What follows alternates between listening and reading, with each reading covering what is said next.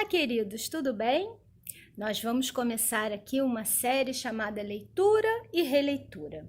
E para começá-la, ninguém melhor do que uma homenageada. Sim, temos uma escritora que faria 100 anos em 2020 se ainda estivesse por aqui. É verdade. Sabem de quem eu estou falando? Clarice Lispector. Muito bem. Comemoramos em 2020 o centenário de Clarice.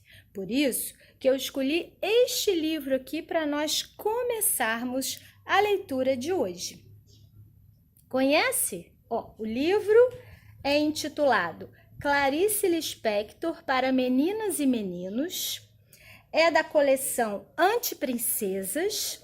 Foi escrito por Nádia Fink e ilustrado por Pitu Saá. A editora é Sur. Vamos então à nossa leitura?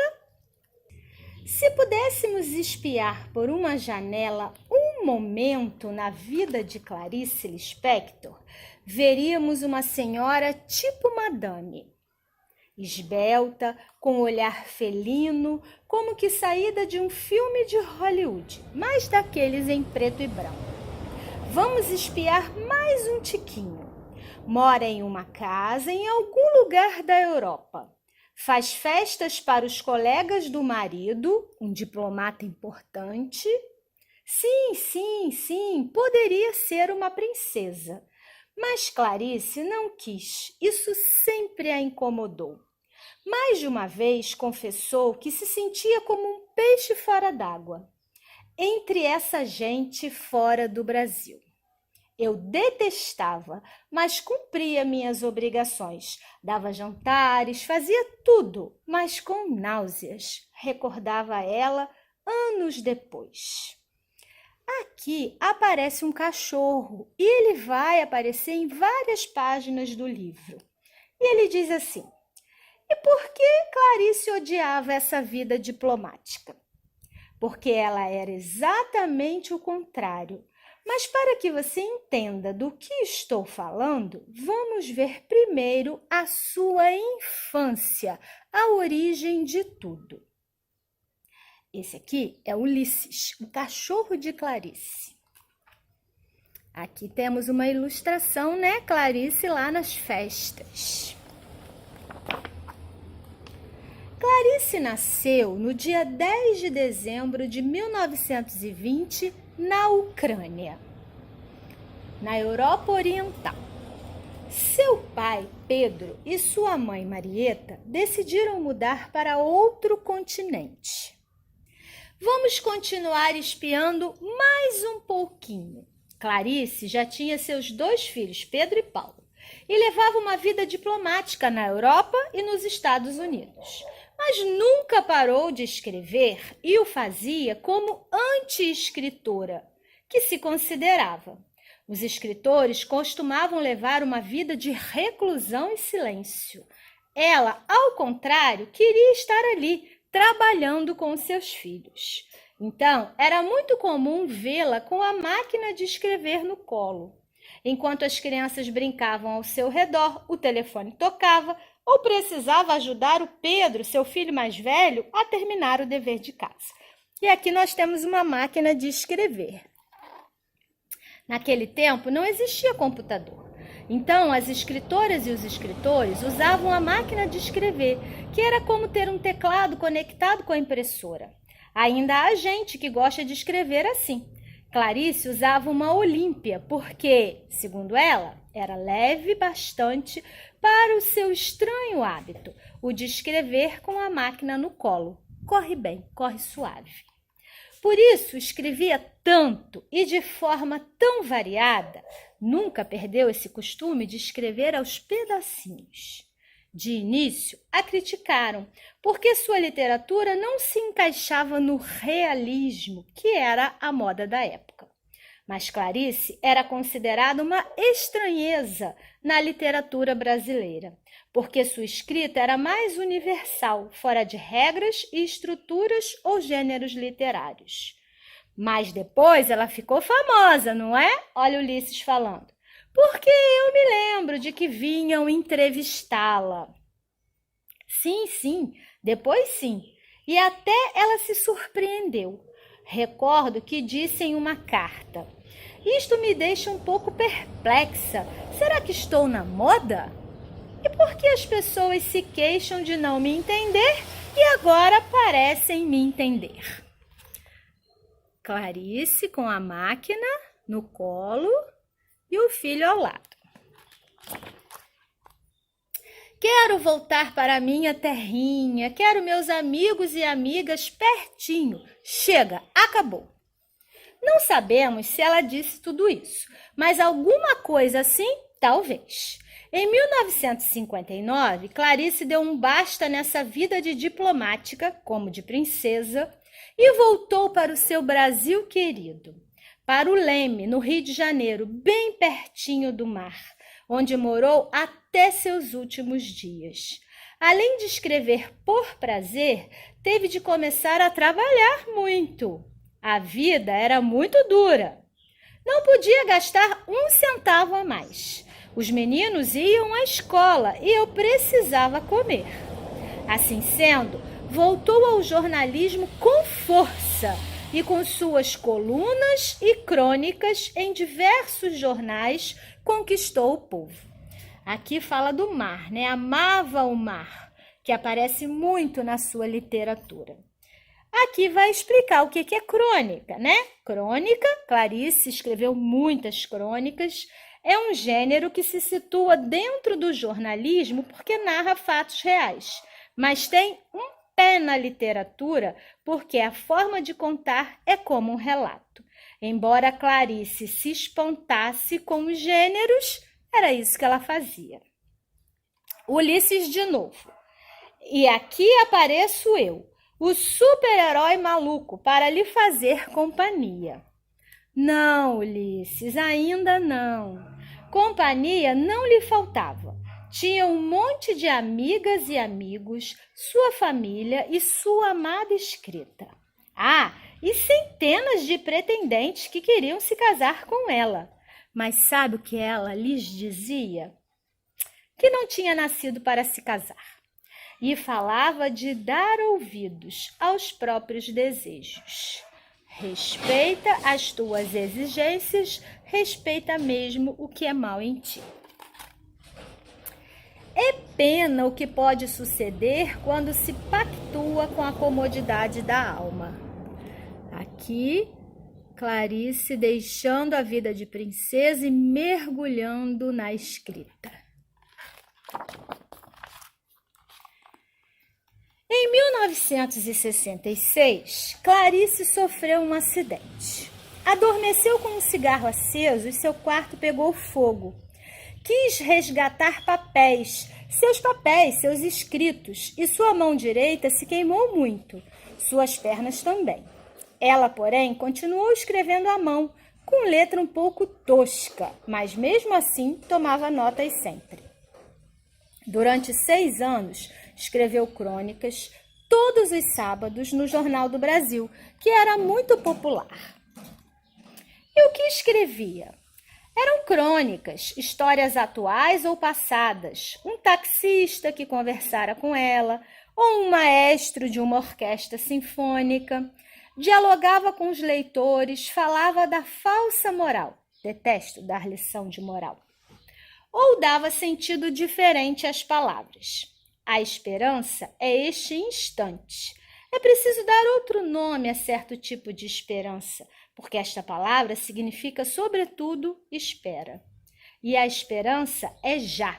Deve haver uma palavra que signifique o que quero dizer. Assim, o escritor Juan Forn descreve Clarice. Era lida por taxistas e filósofos, pelos farristas que, quando passavam por sua rua, olhavam para sua janela para ver se a luz estava acesa, e pelas vizinhas que lhe davam de presente panelas de muqueca de polvo quentinha. Escrever é usar a palavra como isca para pescar o que não é palavra. Aqui temos lá os taxistas, a moça com a panela, a casa E Clarice lá de janela aberta. Clarice não gostava de dar entrevistas. É verdade. Muitas vezes, os repórteres se queixavam de suas breves palavras ou longos silêncios. Não gosto de dar entrevistas. As perguntas me afligem, me custa responder. Ainda por cima, sei que o entrevistador vai distorcer fatalmente as minhas palavras. Mas ela não achava bom ficar famosa. Sou uma mulher que escreve porque, para mim, escrever é como respirar. Talvez por isso eu não goste de falar dos meus livros. Tudo o que eu tinha a dizer está neles. Acredito na interpretação de cada leitor. Sou como uma mãe animal. Os livros são meus filhotes. Me esqueço rapidamente deles. Não repenso, não analiso, não alimento em mim orgulhos falsos. Eu me considero uma amadora, porque não sei escrever por obrigação. Só consigo escrever por inspiração.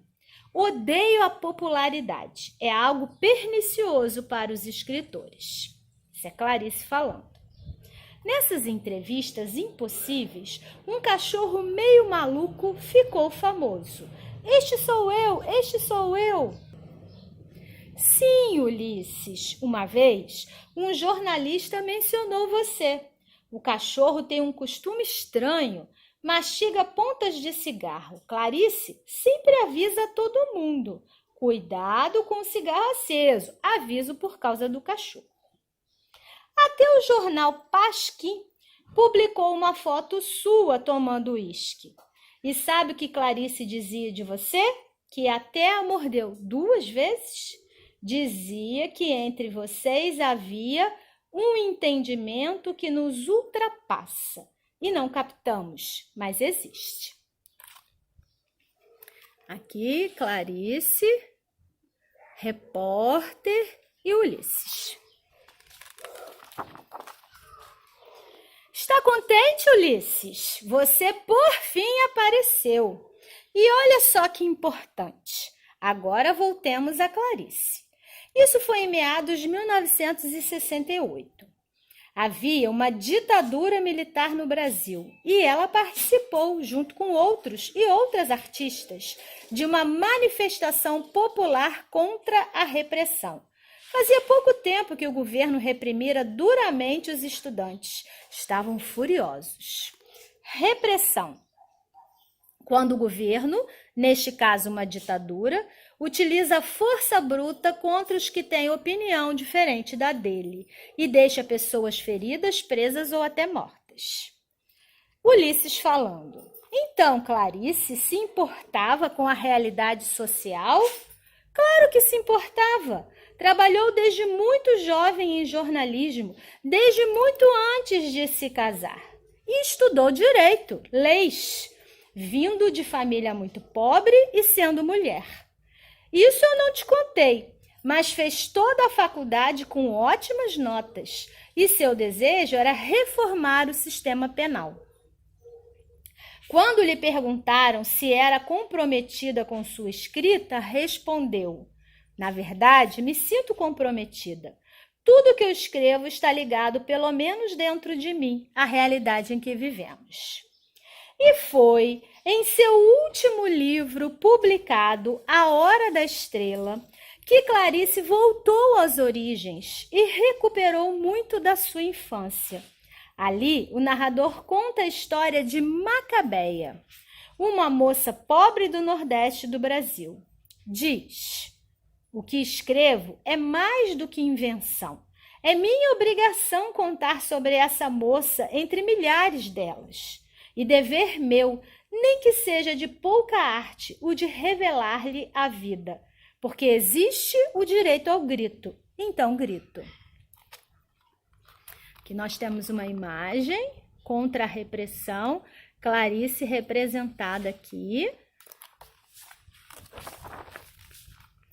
Um momento, você disse seu último livro? E me assustei um pouco. Como assim, último livro? Isso é Ulisses. É inevitável, Ulisses. Estamos chegando ao final. E sabemos que Clarice morreu em 9 de dezembro de 1977, na véspera do seu aniversário. Tinha uma doença que progrediu rapidamente. Meio que sabia que ia morrer, mas mesmo assim fazia planos e falava de viagens. E mais, naquela tarde ela quis ir embora do hospital. Era muito vaidosa e não gostava de ficar presa. Então, levantou e disse à sua grande amiga: "Vamos embora." Mas a enfermeira não permitiu. Toda zangada, Clarice respondeu: "Você matou o meu personagem." E logo nesse último livro que falamos, Macabeia, a protagonista, também morre. Mas antes, diz uma frase que não termina: "Quanto ao futuro..." Uma frase dessas que Clarice escrevia desde pequena, como essas histórias que nunca terminavam, nem se os protagonistas morressem. Neste romance também diz: "Pois na hora da morte a pessoa se torna brilhante estrela de cinema. É o instante de glória de cada um." E não podemos deixar de imaginar essa Clarice, artista de cinema, em preto e branco, em sua hora de estrela, em suas milhares de fotos com esse olhar de gato e em suas centenas de histórias que terminam de repente, que quebram regras ou que nunca terminam e tornam a começar. E aqui nós temos Clarice, a estrela. Não é lindo? O livro ainda traz 2 atividades e uma informação sobre as baratas. Sim, temos barata em um importante livro de Clarice. E aí, gostaram? Conheceram um pouquinho mais sobre essa importante escritora da literatura brasileira, nascida lá longe na Ucrânia, mas que veio para o Brasil com 1 ano e foi naturalizada brasileira? Muito bem. Agora você já pode escolher que livro você quer ler dela.